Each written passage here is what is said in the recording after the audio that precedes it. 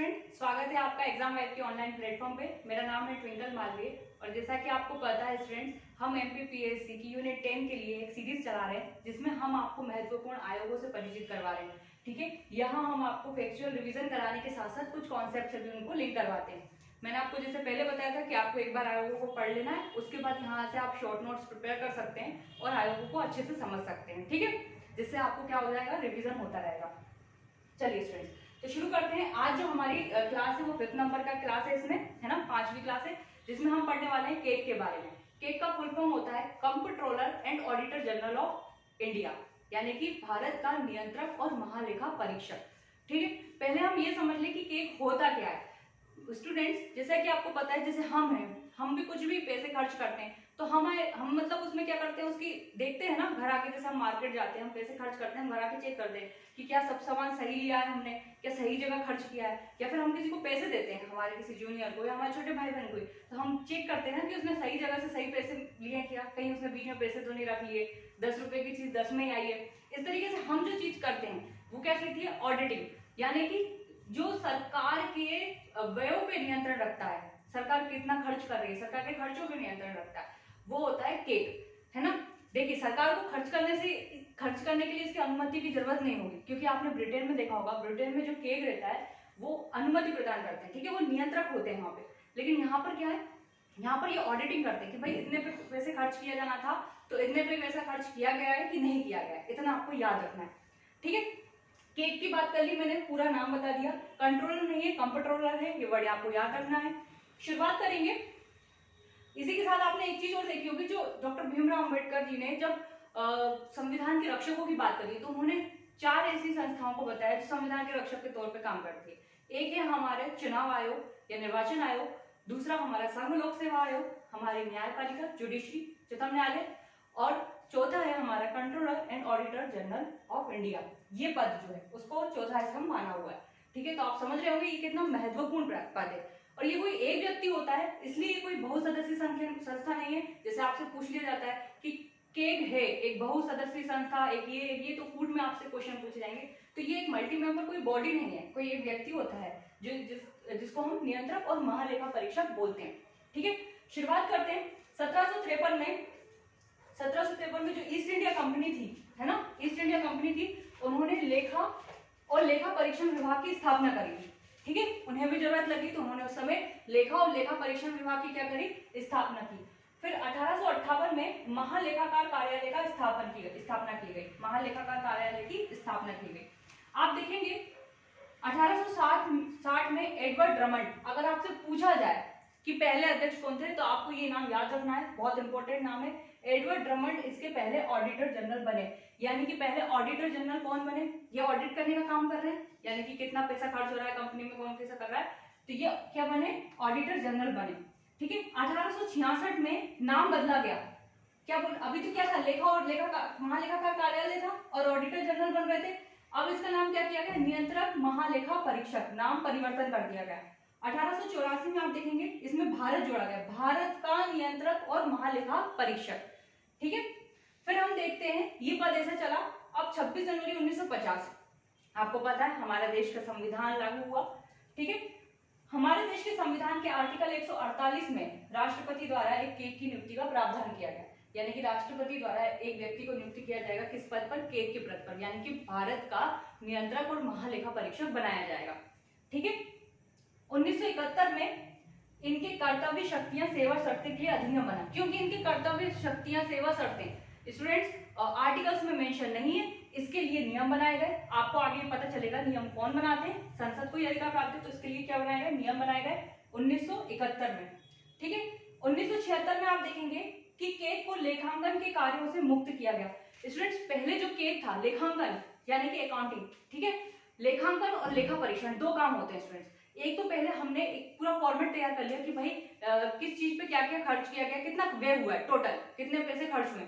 ठीक है, दूसरा फिर हमने उसकी ऑडिटिंग करी, क्या सही जगह सही चीज खर्च की गई। आपने देखा होगा कि जो बड़े बड़े भ्रष्टाचार जो उजागर हुए, आप देखेंगे कि 2G स्पेक्ट्रम घोटाला या वर्कफोर्स के टाइम पे कुछ महत्वपूर्ण केस जो थे उस समय के, उनके नाम बहुत सामने आए। क्योंकि क्या होता है, जो ऐसे बीच में जो करप्शन वाले मामले हैं उनको उजागर करने में बहुत मदद मिलती है। आगे देखेंगे कि ये जो लेखांकन का काम होता है, यानी कि पहले ये अकाउंट्स भी बनाते थे और फिर उसकी ऑडिटिंग भी करते थे। ये सही है क्या कि जो व्यक्ति अकाउंट्स बनाए वही व्यक्ति ऑडिटिंग करे? यानी कि अगर वही व्यक्ति अकाउंट्स भी मेंटेन कर रहा है, वही भी ऑडिटिंग मेंटेन कर रहा है, तो ये सही नहीं है। तो क्या करा 1976 में इन्हें लेखांकन के कार्यों से हटा दिया कि बस अब ये ना अकाउंटिंग नहीं करेंगे, ये सिर्फ क्या करेंगे, लेखा परीक्षण का काम करेंगे, यानी कि ऑडिटिंग का काम करेंगे। अकाउंटिंग का काम इनसे ले लिया गया। स्टूडेंट्स एक बात और ध्यान रखना है कि यह भारत और राज्यों के लिए अलग अलग पद नहीं है, पूरे देश के लिए ये व्यक्ति एक ही पद है। जो भारत का नियंत्रक महालेखा परीक्षक होगा वही राज्यों के लिए भी काम करेगा। तो भाई राज्यों के लिए ये अभी तक लेखांकन और लेखा परीक्षण दोनों का काम करते हैं, लेकिन भारत सरकार के लिए ये केवल लेखा परीक्षण का काम करते हैं। हमें इतनी बात याद रखनी है। भारत सरकार के लिए काम करेंगे तो लेखा परीक्षण, लेकिन राज्यों के लिए बात करेंगे तो लेखांकन और लेखा परीक्षण दोनों का काम करते हैं। ठीक है, 1976 में इनसे लेखांकन का काम ले लिया गया। अब हम थोड़ा सा फैक्ट देख लेते हैं। जानकारी हमें इसकी कहाँ मिलती है? संविधान के भाग 5 जो संघ बताया गया है, भाग 5 में आर्टिकल 52 से लेकर 151 तक संघ का उल्लेख है, जिसका आप अध्याय 5 देखेंगे। आर्टिकल 148 से 151 टोटल कितने हो रहे हैं? 4, 3 नहीं 4, 148, 149, 150 और 151। ये 4 आर्टिकल हैं जिसमें किसके बारे में बताया गया है? केक के बारे में बताया गया है। मैं केक बोल रही हूँ शॉर्ट फॉर्म में, तो आपको याद रखना है comptroller and auditor general of India की बात हो रही है। प्रकृति क्या है? स्वतंत्र संवैधानिक। क्यों? क्योंकि इसका वर्णन कौन सा है? संविधान के अनुच्छेद में वर्णन है, इसलिए कैसा है? संवैधानिक है। ठीक है, प्रथम इसके अध्यक्ष कौन थे? Edward Drummond. आपको पता चल गया, पहले ऑडिटर जनरल थे। और जब हमारा देश आजाद हो गया 1950 में, जब संविधान लागू हो गया, संविधान के लागू होने के बाद पहले अध्यक्ष किसको बनाया गया? जब मैं यहाँ बात कर रही हूँ 26 जनवरी 1950 को राष्ट्रपति द्वारा केक की नियुक्ति, तो वो प्रथम थे वी नरहरि राव। नाम बहुत इंपॉर्टेंट है, याद रखना है। वर्तमान 14वें नंबर पे गिरीश चंद्र मुर्मू जी हैं। कार्य क्या है? संघ और राज्यों के वित्तीय प्रशासन की निगरानी। संघ और राज्यों के जो वित्तीय प्रशासन उसकी निगरानी करना बोलते हैं, इसलिए इन्हें क्या बोलते हैं? लोक वित्त का संरक्षक भी बोला जाता है। ठीक है, स्थापना आप देखेंगे 1858 में। 1858 में महालेखा कार्यालय का क्या हो गया? स्थापना की गई। तो हम तब से मानते हैं इसकी स्थापना 1858 से। और वर्तमान स्वरूप पूछा जाए कि वर्तमान स्वरूप कब हुआ, तो आप लिखेंगे 26 जनवरी 1950 से। तो आपको पता है संविधान लागू होने के बाद। ठीक है, आप लोग चाहें तो इसका स्क्रीनशॉट लीजिए, फिर हम इसके आगे चलेंगे।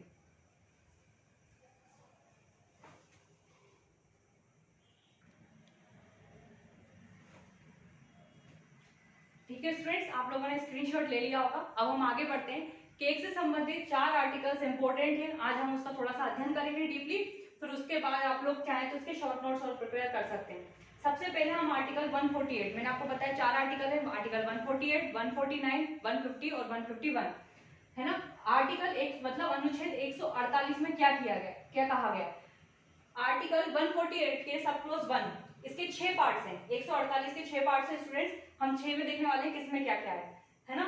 आर्टिकल 148 के सब क्लोज 1 में बोला गया है कि भारत का एक नियंत्रक और महालेखा परीक्षक होगा। मैंने शॉर्ट फॉर्म में क्या लिख दिया है? केक, है ना। 141 के 1 में कहा गया है। नियुक्ति किसके द्वारा होगी? राष्ट्रपति के द्वारा। हटाने की प्रक्रिया एससी के जज के समान, यानी सुप्रीम कोर्ट के न्यायाधीश के समान। आप लोग जाके मतलब आर्टिकल 124 देखेंगे, उसमें आपको सब समझ में आएगा पॉलिटी में कि सुप्रीम कोर्ट के जजों को कैसे हटाया जा सकता है। आर्टिकल 148 का सब क्लोज 2 बोलता है शपथ। आपको पता है तीसरी अनुसूची, संविधान में 12 अनुसूचियां हैं, उसमें जो तीसरी अनुसूची है वो संवैधानिक पदाधिकारियों की शपथ के बारे में उल्लेख करती है। तो वो तीसरी अनुसूची के अनुसार इनको शपथ दिलाई जाएगी, और शपथ कौन दिलाएंगे? इनको राष्ट्रपति दिलाएंगे। ठीक है बात। अब आर्टिकल 148 के सब क्लोज 3 में जाते हैं। वेतन और सेवा शर्तें संविधान में उल्लेखित नहीं है, इनके लिए नियम बनाएंगे। कौन बनाएंगे? संसद। ठीक है, एक बार नियुक्ति के कारण कोई अलाभकारी परिवर्तन नहीं किया जा सकता। नहीं तो आप ये समझिए कि कोई व्यक्ति है, उसे यही होता रहेगा कि अगर मैंने इनके खिलाफ, गवर्नमेंट के खिलाफ कुछ कह दिया या कर दिया और गवर्नमेंट पावर में है, तो वो क्या करेगी? वो तो मेरी मतलब आधी कर देगी सैलरी, या कम कर सकते हैं मेरे वेतन भत्तों को। ठीक है, तो अलाभकारी परिवर्तन नहीं किया जा सकता, यानी कि लाभकारी परिवर्तन कर सकते हैं। ठीक है, संसद महालेखा निरंतर परीक्षक अधिनियम, सेवा शर्तों के लिए संसद बना सकती है नियम।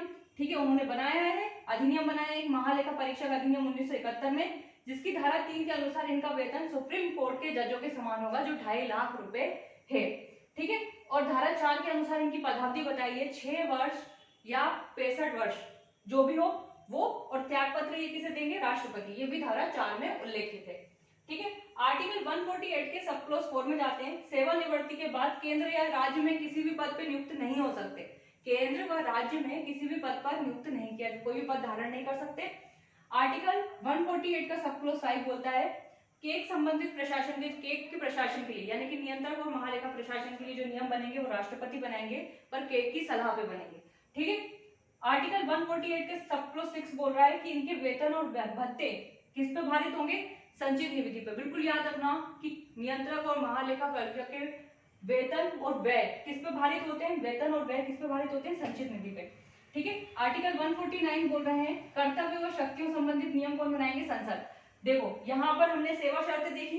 ठीक है। अभी आप जो देख रहे हैं अधिनियम, महालेखा परीक्षक अधिनियम 1971 ये बन चुका है। इसी में कर्तव्य और शक्तियां इनकी बताई गई हैं।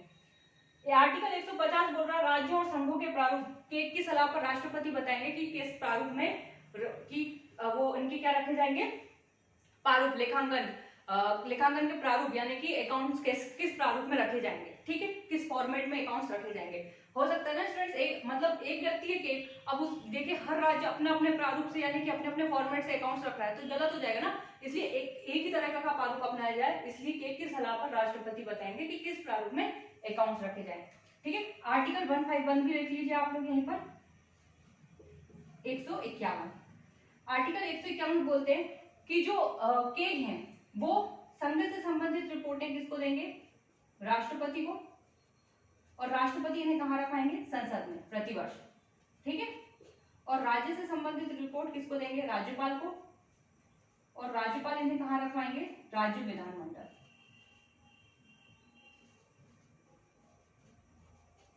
राज्य विधानमंडल। अगर आपको याद नहीं है मैं लिख दूं केक रिपोर्ट, है ना। 151 में रिपोर्ट्स के बारे में बताया। ठीक है। आप अभी जब आप अगर पॉलिटी पढ़ेंगे तो आप पढ़ेंगे जो समितियां हैं। एक बार मैं चाहूंगी कि आप लोग जाके एक बार संसदीय समितियां पढ़िए स्टूडेंट्स, जिसमें लोक लेखा समिति है ना, जिसमें लोक लेखा समिति के बारे में, पब्लिक अकाउंट्स कमेटी के बारे में हम बात करते हैं, उसको पढ़ेंगे आप। तो जो ये रिपोर्ट रखी जाती है केक के द्वारा, राष्ट्रपति को दी जाती है, राष्ट्रपति उसे संसद के पटल पर रखे जाते हैं। वो उस रिपोर्ट पे बिल्कुल डिस्कशन किसके द्वारा किया जाता है? मतलब उस रिपोर्ट को किसके द्वारा जांच किया जाता है? लोक लेखा समिति के द्वारा किया जाता है। ठीक है। तो लोक लेखा समिति और केक का जो रिलेशन है वो मित्र, दार्शनिक और गाइड का रिलेशन हम मानते हैं। ठीक है। तो ये तो पॉलिटी का सब्जेक्ट है, लेकिन आपको लोक लेखा समिति यहाँ पर याद रखनी चाहिए। तो इतना हुआ हमारा ये जो 5th क्लास थी हमारी केक के विषय में, इतना काफी है। आप लोग इसके शॉर्ट नोट्स बनाइए, मैं थोड़ी देर के लिए सामने से हट जाऊंगी, आप लोग स्क्रीनशॉट लेना कैसी लगी आपको ये क्लास। और इसी के साथ हमारे चैनल को लाइक करें, शेयर करें, सब्सक्राइब करें। ठीक है। Thank you.